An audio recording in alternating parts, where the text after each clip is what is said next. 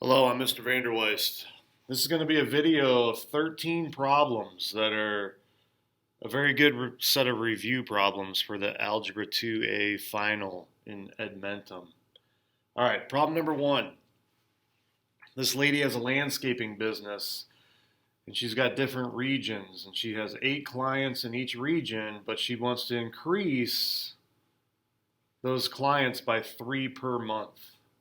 So I made a little chart here and what this represents. X represents months.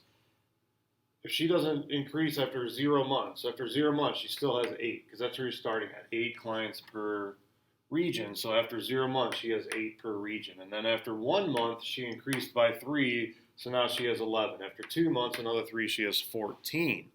From this chart, you could come up with the equation 3x plus 8. 3x plus 8. And they actually give you that in this problem, or I gave you that, 8 plus 3x, it doesn't matter that you switch the order, represents what? It represents what per what? Blank per blank. It represents how many clients per region that she has. She had 8 per region after 0 months, 11 after 1, 14 after 2. Just substitute in the number for x and you get how many clients she has per region. So 8 plus 3x represents clients in a region per month because x is months. It's always per amount of time, in this case, months. Now there was another part to this problem, which was this big crazy equation right here, and they asked you what was the constant of the expression, and a constant is just the number that's by itself. It's the number that doesn't have a variable with it, so that was 24 in this problem. Next problem was just a paragraph that you had to turn into an equation. So it was the cube of the sum of 4 and 9 times x. All right, when you see the word sum of, that's going to be a parentheses. You're going to have the sum of 2 numbers inside a parenthesis. So sum of is going to be a parenthesis, and the sum is when you're adding. So you're going to have 2 things inside your parenthesis, at least, depending on how many things you're adding. Here you're only adding 2 things. You're adding 4 and 9. But 9 is actually 9 times x, which is 9x. So the sum of 4 and 9x, and then you're taking the cube of that. You're taking the cube of the whole parenthesis, not just 9x. The sum of 4 and 9x is what you're cubing. So that whole thing gets raised to the 3rd power. All right, that was the first part. And then divided by, that's a fraction. So in your denominator, you have the difference of. So that's the same thing as sum of. When you see difference of, you're going to have a parenthesis, and it's going to be a subtraction sign, x and 1, x minus 1. The difference of x and 1 is in your parenthesis, but it says divided by the product of 5 times x and the difference of. So you also have 5 times x, 5x. Product means to multiply. So you have the 5x times that parenthesis. So you put the 5x right in front. It's the product of 5x and the difference of x minus 1. Looks like this. Product of this is 5x times that, and that was the difference of x and 1. So that's what that problem looks like.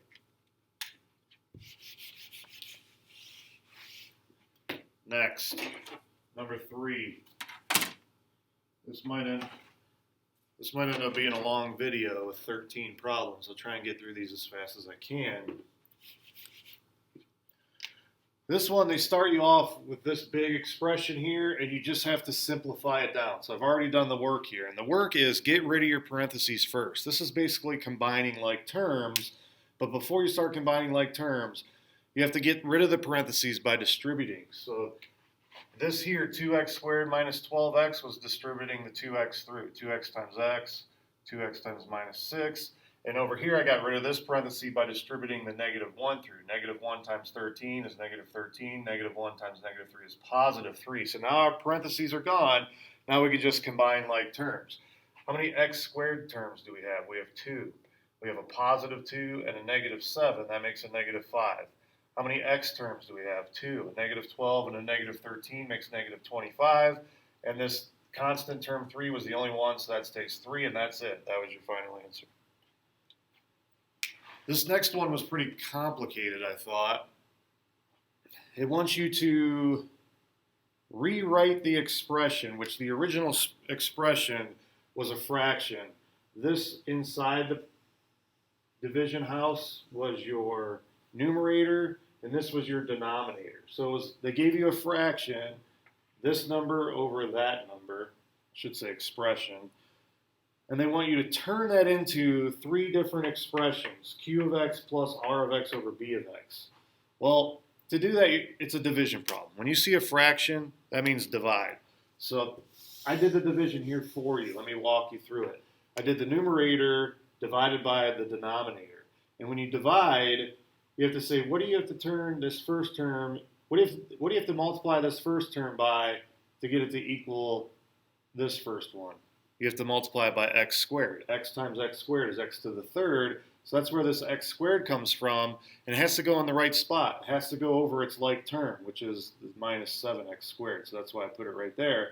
And then you multiply the x squared times both of these. So x squared times negative 3 is negative 3x squared, and it goes right underneath the like term. Nice and pretty. And then the x squared times the x is the x to the third. Now you can subtract this right here, and you'll get rid of your x cubes.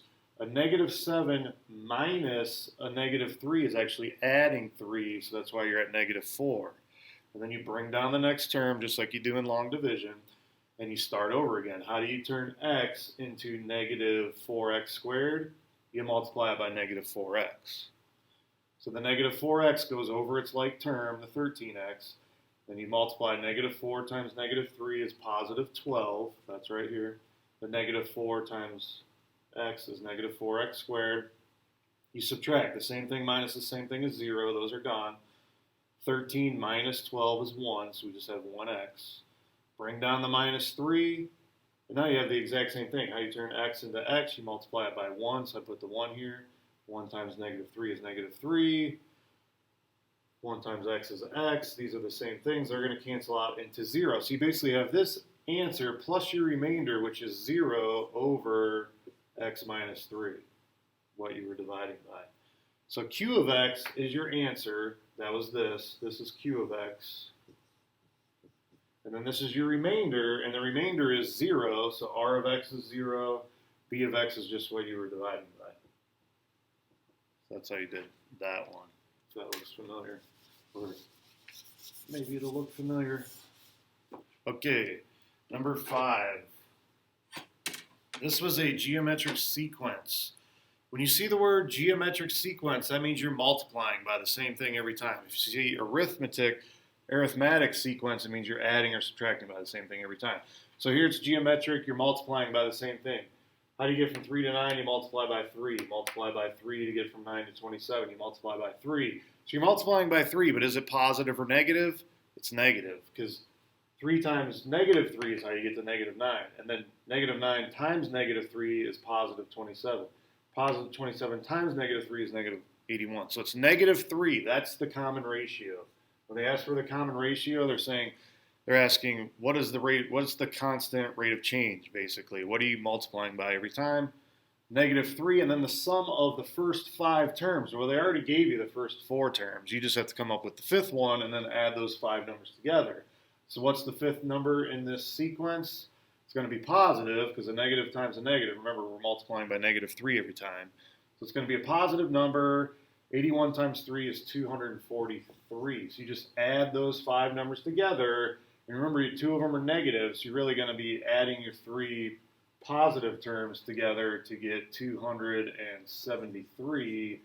And then your negative terms are 90, so you're going to be subtracting 90 from that.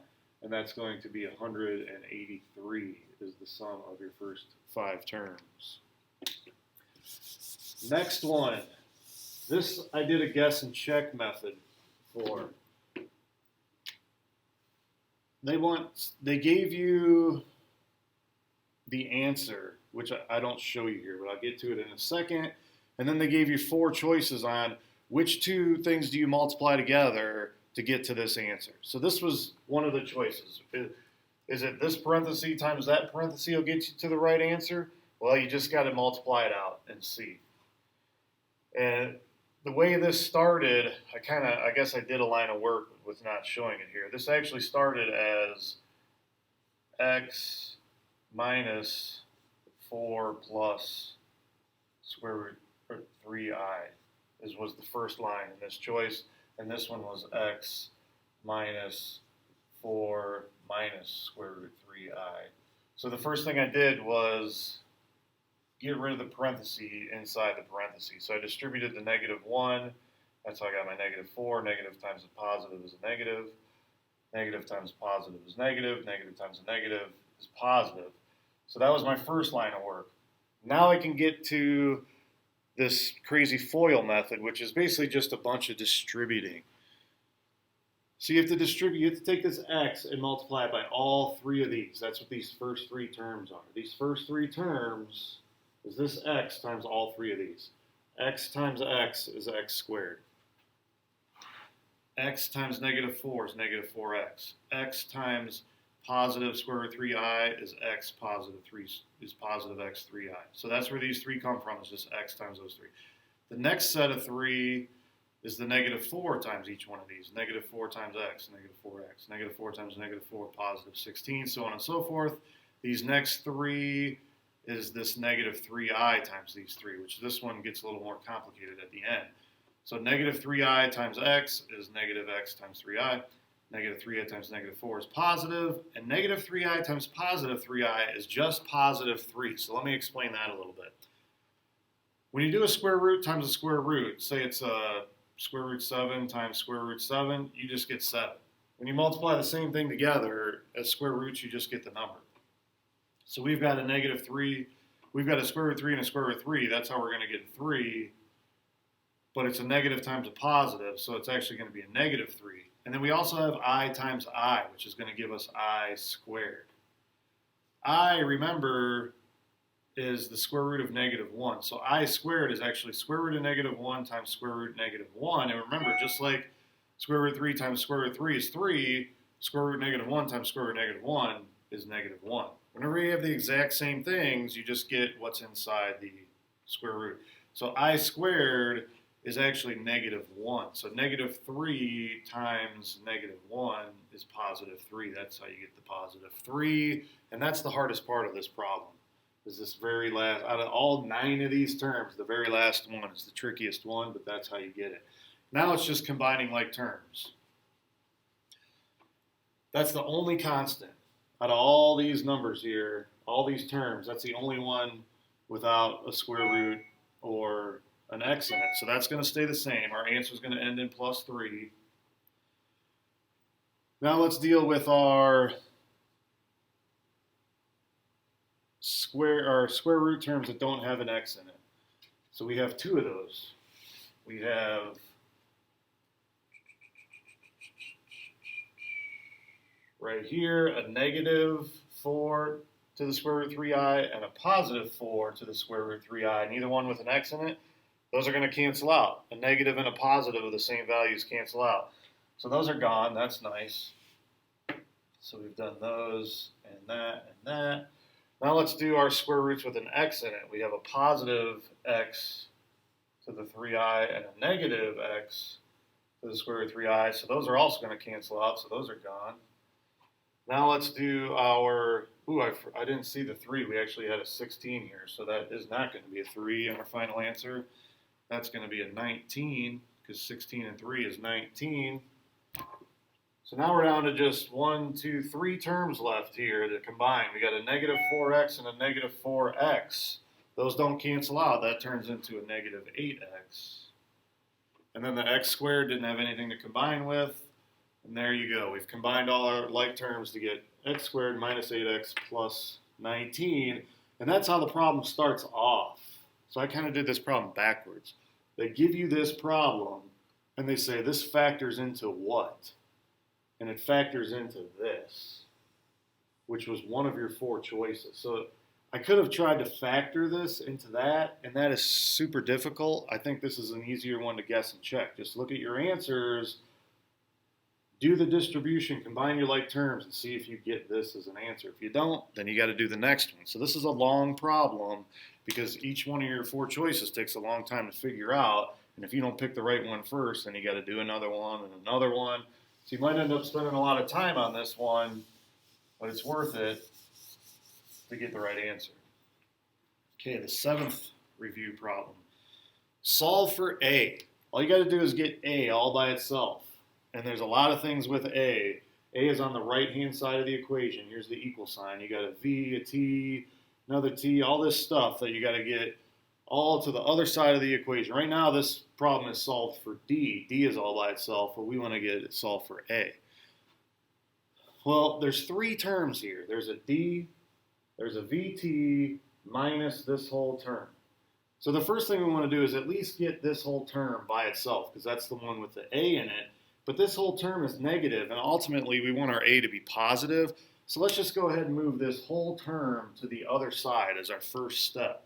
So you'll get 1/2 AT squared plus D is equal to VT.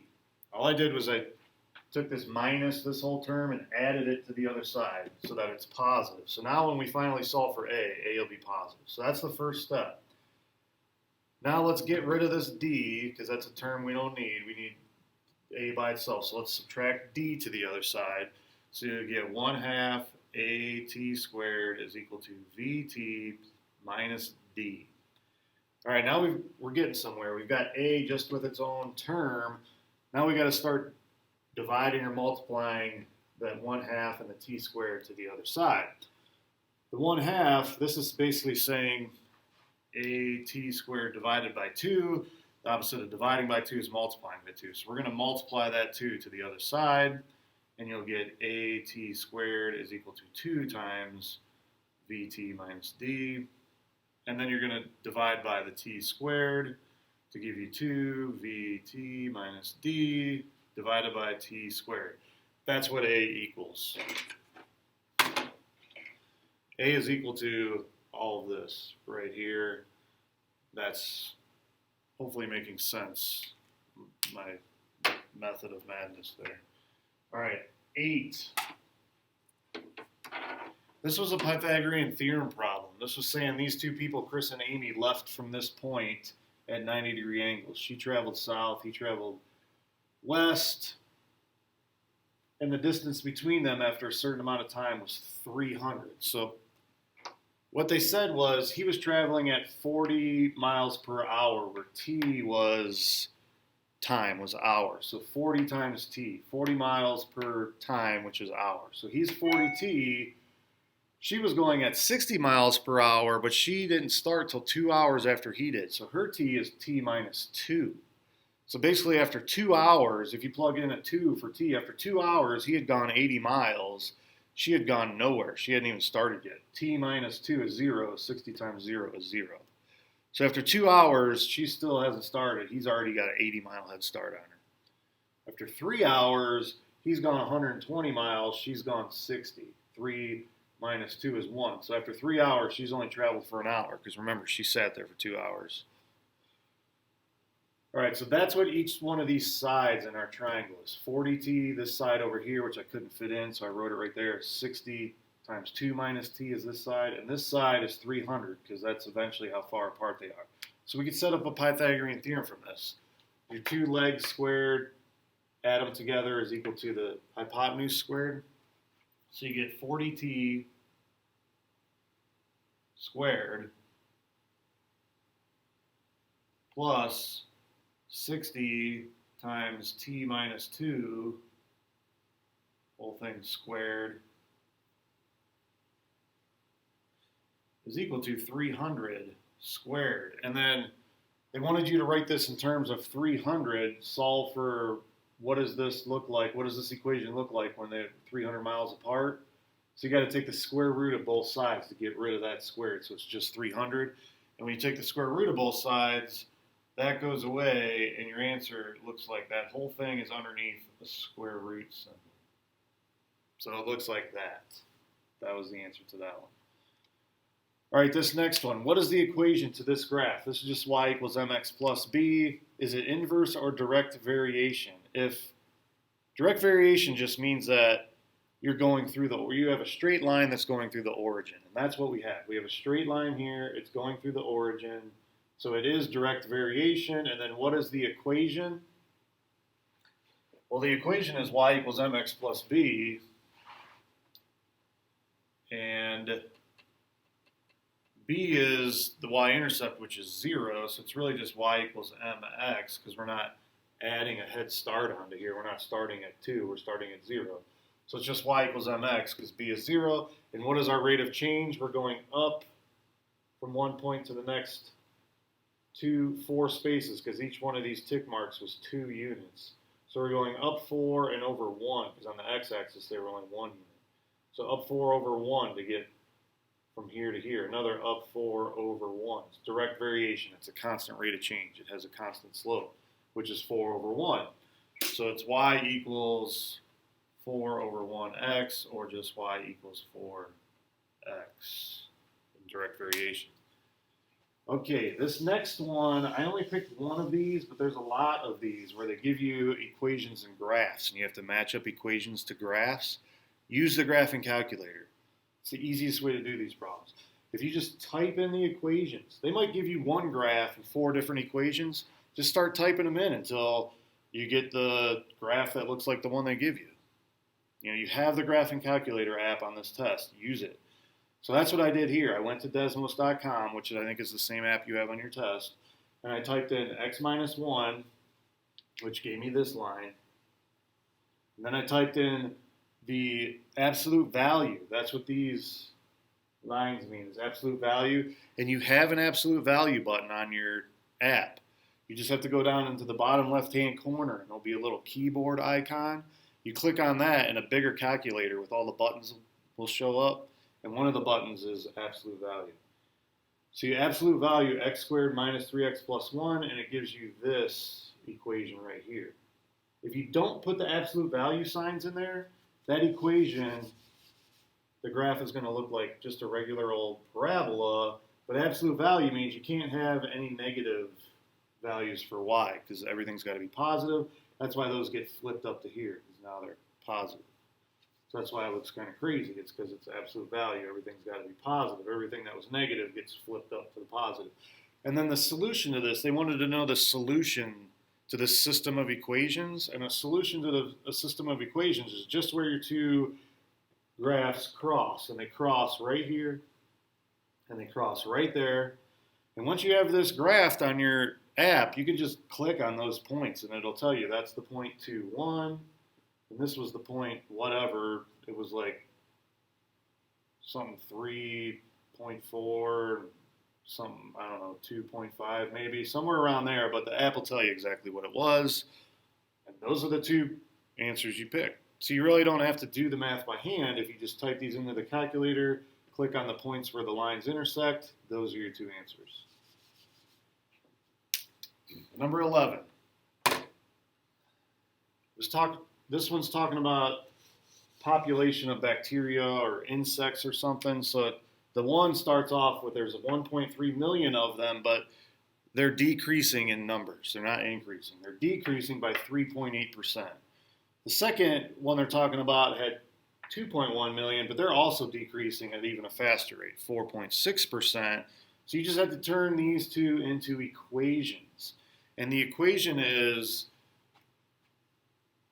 the number you start with times E. So we're starting with 1.3 million, 1.3 times E, and we're starting with 2.1 times E. And then you're either adding or subtracting your percentage. Not really adding, you're raising it to a power. These numbers right here, those are exponents. All right, it might be a little hard to see. It might look like they're down farther, but you're not subtracting 0.046t, you're raising 2.1e to the negative 0.046t power. Right, so when you're talking about increasing or decreasing by percentages, that's an exponent. Your percentage always goes as an exponent. And t is time. I think this one can be tricky because this is one of your choices, and that was the correct one. Another choice was 1.3e to the negative 0.38t. That would be 38%. So don't make the simple mistake of turning your percentage into a decimal and doing it incorrectly. When you turn a percent into a decimal, you move that decimal 2 times. So it's 0.038, not 0.38. All right, as long as you don't make that mistake, you should be able to get that one correct. 2 more to go, almost done. Just don't fall asleep on me yet. All right, this one wanted to know about the domain of x. It just wants to know if you understand what's going on in this graph. This is your graph. So as x is getting bigger, that means the graph is moving to the right. When they talk about x, they just mean follow the graph to the right or follow the graph to the left. And is it going up or is it going down? So as x increases, you're following the graph to the right, and the graph is going up. Now, it kind of levels off, but it is slowly still going up. So as x is increasing, f of x, which is your graph, your y values, they're going up as well. As x is decreasing, so as x decreases as you move to the left on your x-axis, this graph is coming down. The graph is decreasing. So that was the answer. They were going at the same rate. If x is increasing, your graph's going up. It's increasing also. If x is decreasing, your graph's going down, so it's decreasing also. Okay, last one. This is another percent change problem. But now they want you to solve for what is that percentage. You have to solve for t. You have to solve for an exponent. So let me explain how to do that. This is a problem about money. They want to know how many years does it take to get at least $400. So after 10 years, if you have $399, you don't have at least 400. You got to go 11 years. So that's how this one got a little bit tricky, I think. You got to go to the next whole number. If you're trying to get, like in this, you're trying to get to 400. So after 15 years, if you only have $395, you got to go another year. You got to go to 16 years. All right, and they basically give you this equation right here on this. They give you the starting point was 220 bucks. So you're starting with $220 in the bank, and you want to know how long do I have to leave it there? And I'm making 3% a year on my money. So if I earn 3% a year on 220 bucks, how long is it going to take me to get to $400? And the equation looks like this. I think they gave you this equation in terms of letters, but this is where you plug these numbers into those letters. The 220 is your starting point. That always goes with your next to your parenthesis. Where you're trying to get to, your end point, that's what you're trying to solve for. How do I get to 400 bucks? What does this equation have to look like to get to $400? And then in your parentheses is your rate of increase or decrease. In this case, you're increasing 3%, so it's 0.03. And then t is how long. That's your time. That's your exponent. So we're solving for an exponent in this one. So let's just start breaking this down. Let's try and get everything to the other side except for the t. So the first thing you can do is divide the 220 to the other side. So that's what this is. I divided the 220 to the other side. I added inside my parentheses to get 1.03. Then I did the actual math. I turned this into a decimal with my calculator. 400 divided by 220 is 1.81. Now comes the tricky part, solving for an exponent. It's not as simple as just dividing the 1.03 to the other side. If this was 1.03t and t was already on the ground as a regular variable, then yeah, you would just divide 1.03 to the other side to solve for t. But t's floating up in the sky. You got to bring it back down to the ground first before you solve for it. And to bring an exponent back down to the ground, you take the natural log of both sides. You take the ln button of both sides. So that's what I did next. I took the ln of both sides. I take the ln of 1.03, and that automatically brings the t back down to the ground. So that's why the t is now a regular old variable. It's not an exponent. Take what you do to one side, you have to do the other. So I took the ln of both sides. Now t is a regular old variable, so now you can divide by ln 1.03 to the other side to get t by itself. When you plug this in the calculator, ln to the 1.81 divided by ln to the 1.03, you get like 20.07. If you didn't round off as much as I did, you might get like 20.22. That'd probably be a little bit of a better answer. But basically, it takes you more than 20 years to get to $400. It takes you 20 years plus some days to get to $400. So if you pick 20 as your answer, you're not going to have $400 because it takes you 20 years plus some more days. After 20 years, you're probably at like $397 or something. You're not quite there yet, so you have to go another year. The answer to this is 21. You have to go to 21 years to get at least $400. Okay, I hope that review helps.